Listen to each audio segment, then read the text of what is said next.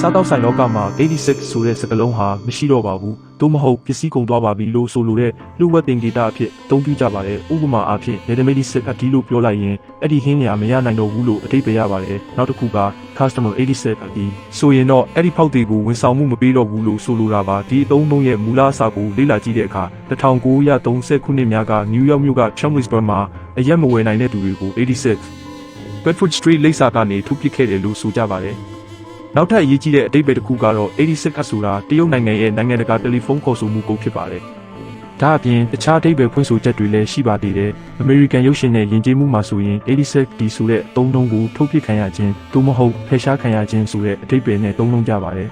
။ဂီတနဲ့အနုပညာနယ်ပယ်မှာလည်းအချို့သချင်းတွေနဲ့စာအုပ်တွေမှာ86ကိုအဆုံးသတ်ခြင်းသို့မဟုတ်အလှည့်ပြောင်းတစ်ခုအဖြစ်ရည်ညွှန်းတတ်ကြပါတယ်။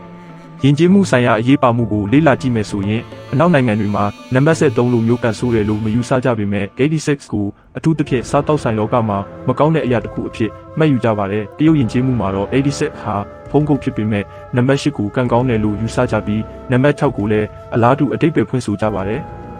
FBI ဒရိုက်တာဟောင်း James Comey ကပင်လယ်ခရီးခုံနဲ့ပုံဖော်ထားတဲ့